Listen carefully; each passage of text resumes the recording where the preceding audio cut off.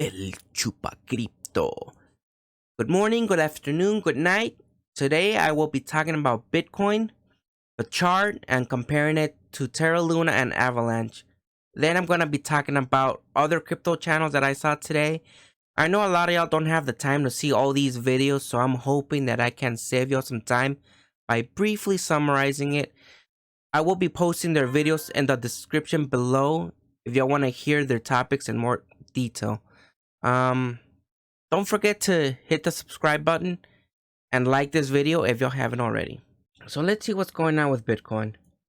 So with Bitcoin, it's pretty much doing kind of what I predicted. It's probably just gonna be bouncing. It's going down, and then it probably might end up to like 38 and probably bounce back up again, and it's probably gonna be doing this for quite a bit. We'll see. Tomorrow's gonna be, or actually today is gonna be an important day because we're gonna get the consumer price index, and if it's high, this might cause Bitcoin to go up. So we'll see. So now let's see what's going on with Avalanche. I'll pull up my 4 EMAs.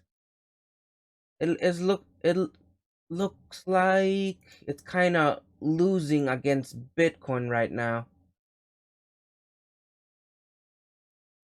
But overall, if you guys been buying Avalanche, y'all been doing pretty decent. So it's still pretty bullish. Let me see. Let me compare it to the dollar. How's it doing against the dollar?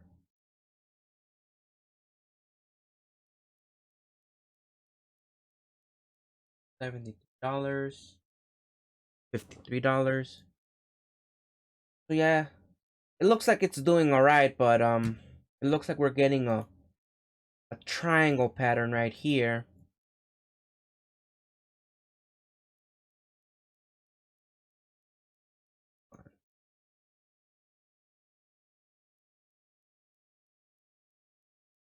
And it also looks like we're getting a W pattern right here.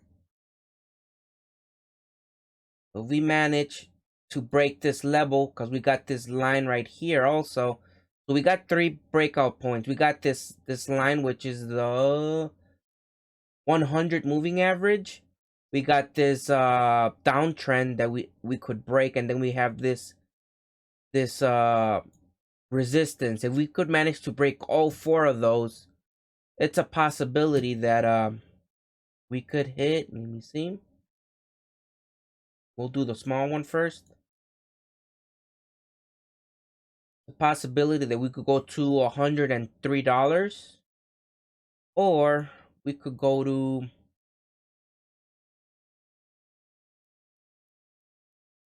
probably back to all-time high, which is 100 and maybe 100 and yeah, we could probably go back to all-time high again if we could break this line. So we'll see. My bet's more like $100. It might go to up to $100. So that's what I'm seeing for Avalanche. So now let's see Luna. Oh, Luna's doing pretty amazing against Bitcoin. Yeah, right now you're making way more money with Terra Luna than you are with Bitcoin. So that's pretty good. I don't have the chart pulled up for the dollar, so give me just a sec. Terra Luna.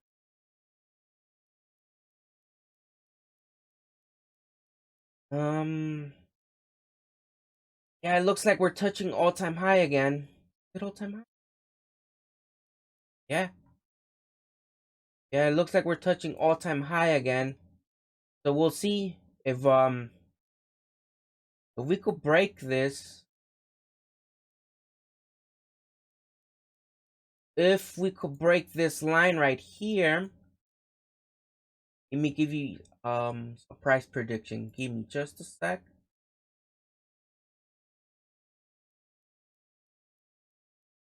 So if we manage to break above this line off of $100, my price prediction is gonna be around $110 is my price prediction for Terra Luna. All right.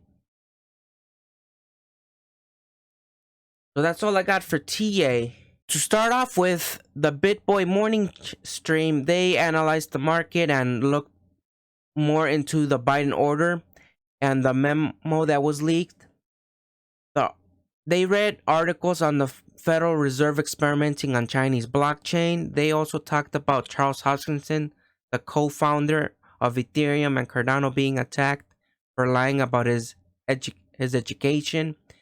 They touched on the gold and gold-backed stablecoins going up in price.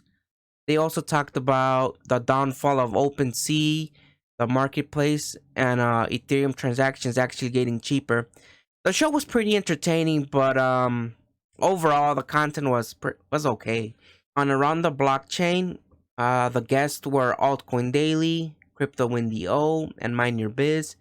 They talked about what to expect on the Biden's new order. They talked more on gold stablecoins and the importance of privacy coins like Monero and Zcash. And then my favorite, they talked about LimeWire, the place where you downloaded music but sometimes got porn and pretty much nuked your computer. Admit it, I know it's happened to you.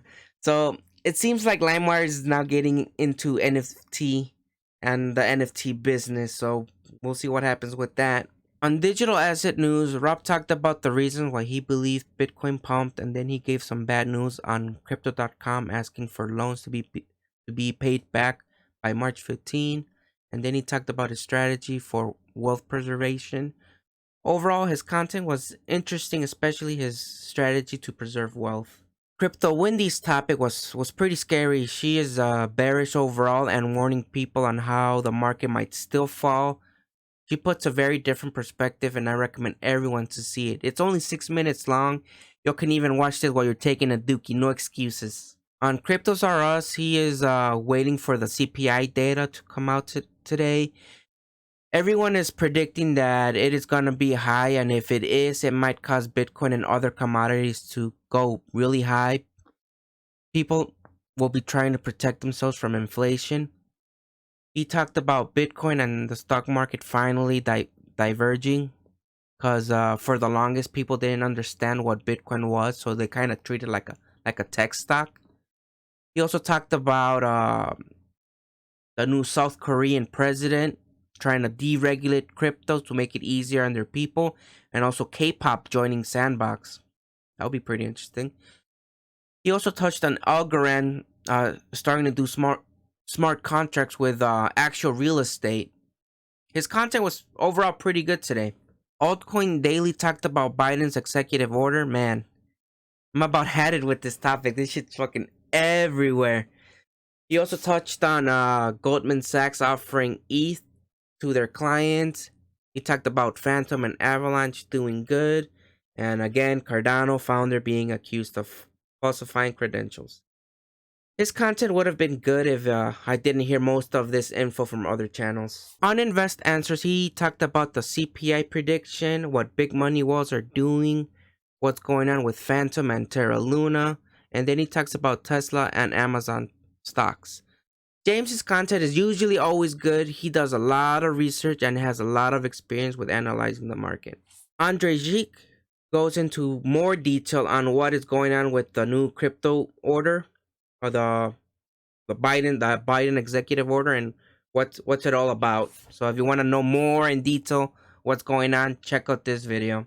And finally, we got the Graham Stephan. He discusses the principles of dealing with the changing of the world video by Ray Dalio. It's not really crypto related, but he talks about the history of the currency reserve going back since the Romans, and how usually the reserve status only lasts about 100 years, and it's possible that the US might lose theirs to the Chinese currency. I haven't seen the Ray Dalio video yet, but I plan on checking it out later today. And that's all I got. If I managed to save you some time, please hit the like button and subscribe if y'all haven't. And I'll see y'all tomorrow.